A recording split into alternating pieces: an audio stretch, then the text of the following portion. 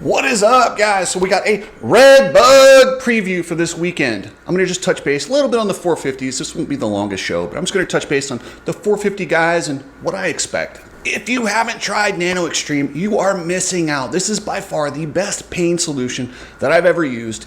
It's really good. Yes, it's a little bit of a warming sensation. Some people say it burns. I don't think that's the case. It does have a warming sensation to it. So try Nano-Xtreme, use code Cooksy and get free shipping. Speaking of warming, if you're worried about an event where you want to stay hydrated during the day and you don't know what to do to get your body ready, click the link and schedule your 30-minute consultation with Coach Rob, and he'll help you prepare for a long day and just keep yourself safe and keep yourself hydrated. Alias MX 25.5 gear is out. This is their summer lineup, the lighter gear. It looks really cool, and they are going to sell out. So if you want to get some Alias MX gear, head over to the website and get it ordered pretty quickly.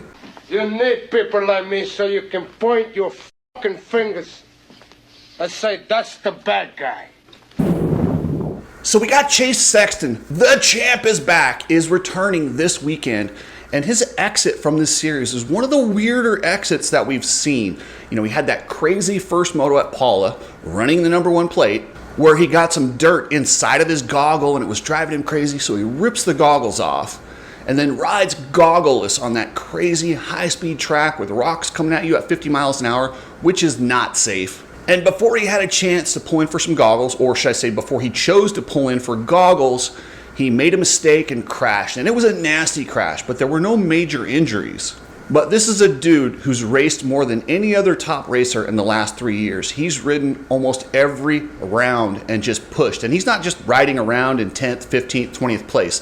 This is a dude with championship battles every single series. So he was worn down, and you could see it on his face. He was over it. He needed a break so bad.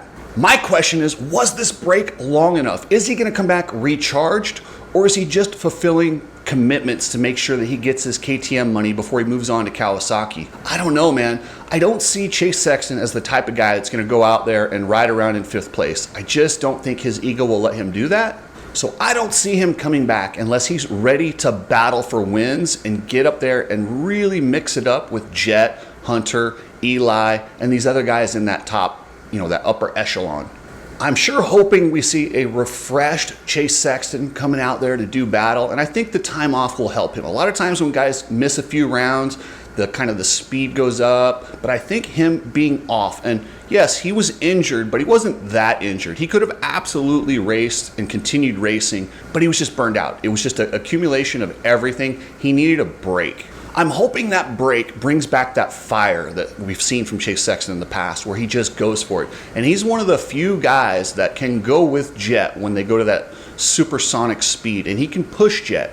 Maybe being refreshed, not having the weight of championship points, he's out there racing for just race wins. He has no worries about the championship. Holy crap, it's raining hard in Las Vegas. If you can hear that in the background, that is the rain pouring in Las Vegas. We had some crazy weather, windstorms, and now this crazy rain. Not a typical summer for Las Vegas.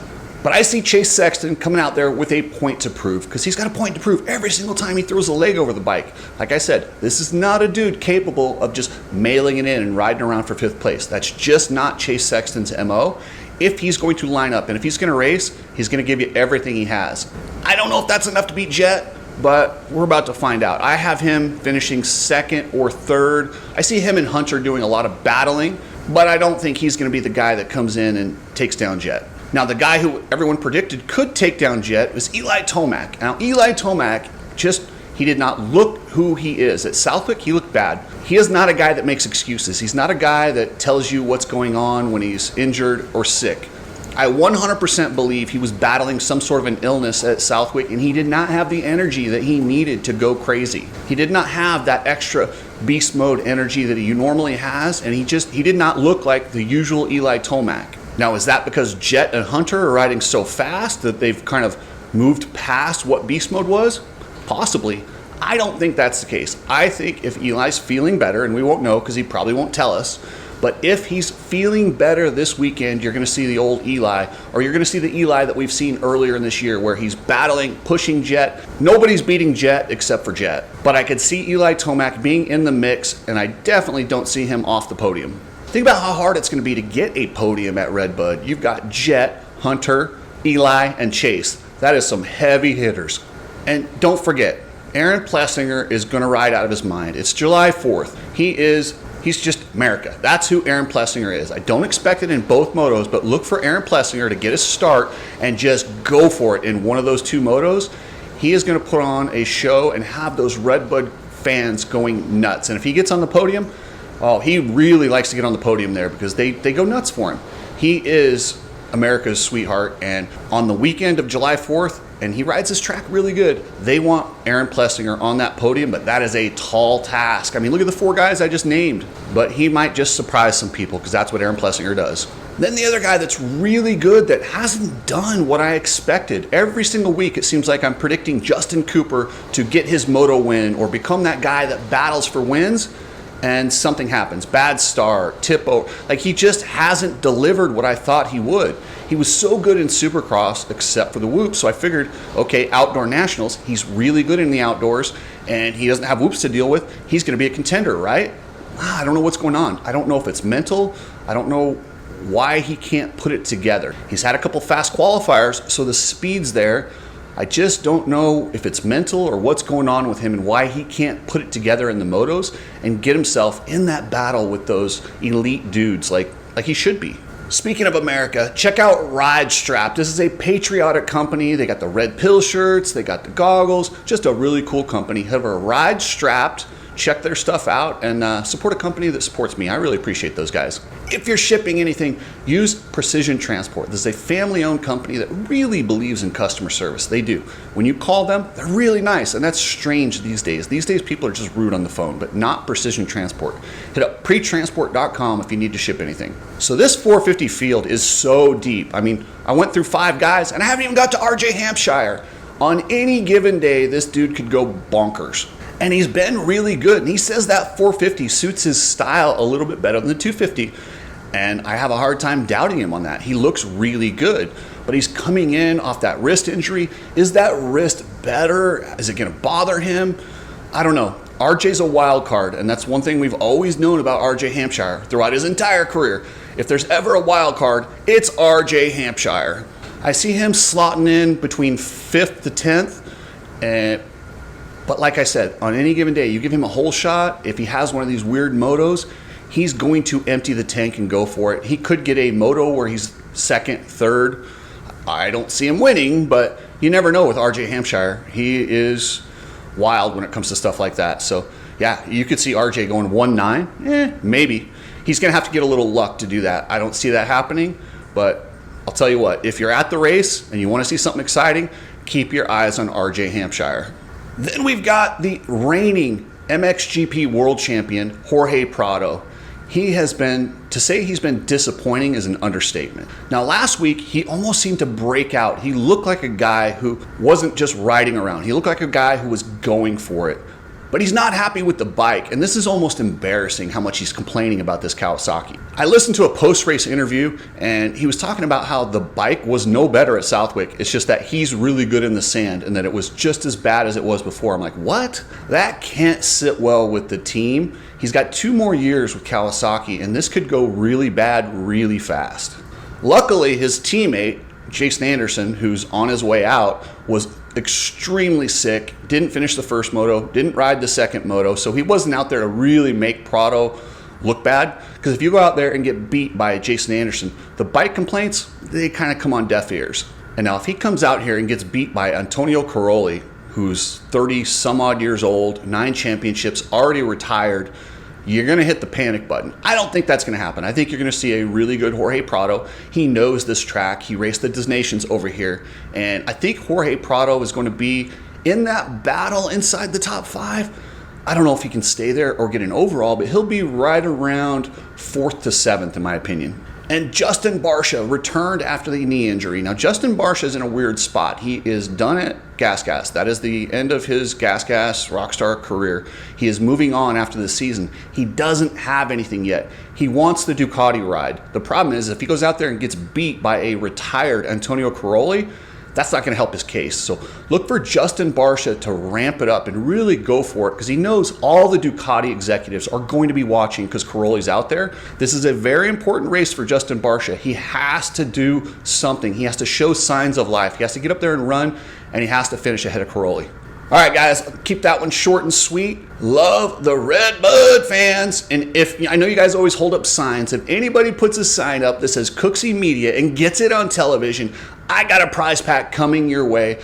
Nothing would piss off MX Sports more than seeing a Cooksey Media sign in the gallery. So please, if you do that, let me know. I will hook you up. I think it would be absolutely hilarious. And thank you guys. You're the best. And this month, Nano Xtreme is kicking in for the giveaways. One of you members is going to get some Nano Xtreme. So thank you for all you guys. And one of you guys will win. And then don't forget, at the end of this year, we're giving away a new Power Sports XQi3 electric motorcycle to one of you mob members. Thank you guys very much. I appreciate it. It's $2.99 a month, but it goes a long ways with me and keeping me doing these videos and doing the things that I'm doing. So thank you guys. Here is your member of the day. Let's start this off by saying, we got them. The illegal sale of American motorcycle racing. I present a case that reveals how the American Motorcyclist Association's 2008 sale of its racing properties constituted an illegal transfer of public trust into private hands. My name's B Mazy, and I'm here to stir shit up. So I made a song for you guys. You know, it's crazy that the riders still gotta pay to race. Even though these guys are just filling their pockets because they're money hungry, greedy, stupid mother, ex-circus owners, but still got the same mindset for the Supercross. Screw Feld, screw the AMA, and screw Rob Dingman. I'm reading your obituary. It says you died in 2008. I guess selling souls is a business, 'cause you gave it all away. But your cause of death was suspicious. Lord knows your soul was lost. I am just a witness, 'cause I know who killed motocross. 'Cause I know who killed motocross. This is the arraignment for NASCAR failed entertainment. I am just a witness, but I gotta make a statement. I speak for the people, 'cause we can't remain complacent. The illegal sale American motorcycle racing. The devil is a wingman, his name is Rob Dingman. He wanna kill the future of the moto kids in dreamland. How selfish do you gotta be? Treat us like cheap property. Package us up and sell the whole sport to a monopoly. This is very legal, they don't care about the people. It's like NASCAR and Jordan, man, this practice is deceitful. Private entities manipulating what we love. The DMG extorting the AMA, a bunch of thugs. This happened to Planet Fitness, the dark side of business. Rest in peace to motocross, 'cause I will never forget it. And I will never forget it. Right on. I'm reading your obituary. It says you died in 2008. I guess selling souls is a business, 'cause you gave it all away. But your cause of death was suspicious. Lord knows your soul was lost. I am just a witness, 'cause I know who killed motocross. 'Cause I know